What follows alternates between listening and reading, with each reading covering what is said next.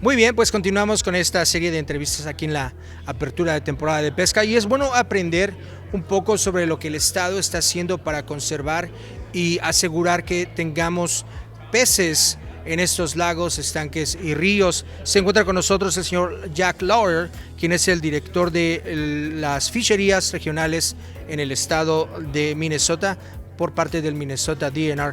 Jack, how are you? Thank you for being here. Thank you, Gustavo. I'm happy to be here and celebrate this time of the Governor's Fishing Opener in Minnesota, and in southern Minnesota, I should say. Are you excited to be in Mankato?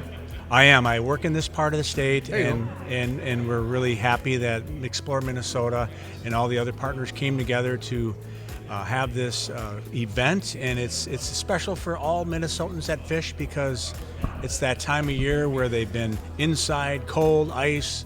What can we do in the spring? Yep. Let's go fishing. Fishing can be for everybody, but not everybody does it. It's time to fish. So what's the landscape in this area of Mankato?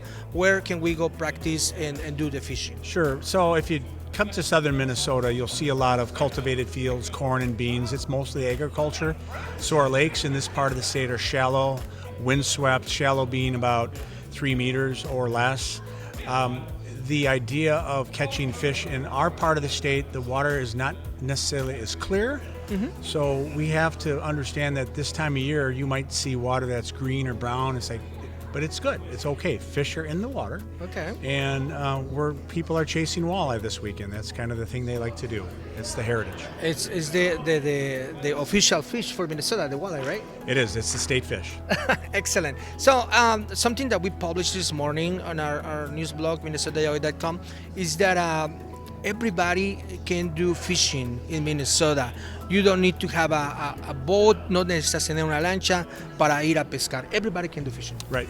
So if you don't fish, talk to someone that has fished before. But obviously when people first go fishing, it's kids, grandparents, taking someone to the water's edge.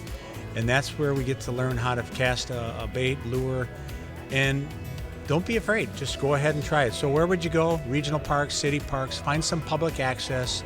Good time to fish in the spring is any time during the day, but primarily it's sometime it's better later in the afternoon because the fish move into the shallows and they're feeding in about a meter of water. So understand that you can go to the DNR website, mndnr.gov, and do a search of shore fishing and fishing piers. That'll find you public places to fish.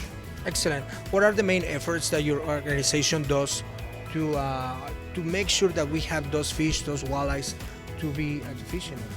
Yeah, so walleyes are native to Minnesota. They are natural in most of the lakes in the northern half of the state.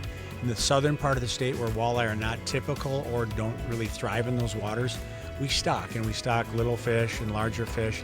But that's because the anglers are driven towards having walleye opportunities in many bodies of water.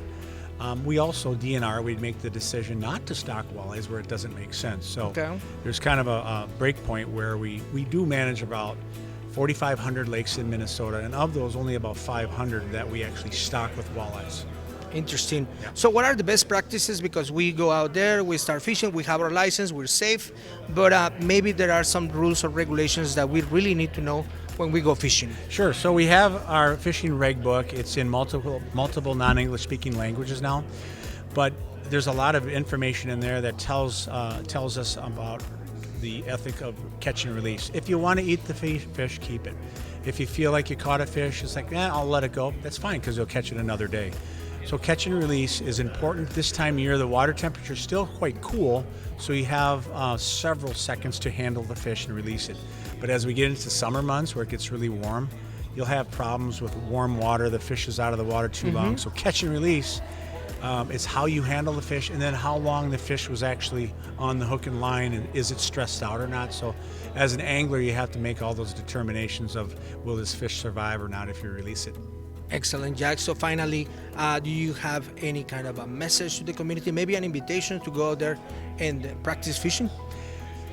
Find a friend, go fishing, go to a local bait shop, go to a sporting goods place in a store, ask them about fishing, make the calendar appointment with your family or friends, and do it. That's the first step, is getting out to the water's edge. The sooner, I tell people, the sooner you get kids to the water's edge, the sooner they understand conservation and natural resources. Muy bien, entre más temprano comencemos a los chicos con la pesca, más ellos la aprecian, más ellos la practican. So thank you very much, el señor Jack Lauer, Regional Fisheries Manager para el Minnesota DNR. Gracias, Jack. Thank you for being here. Thank you. Gracias.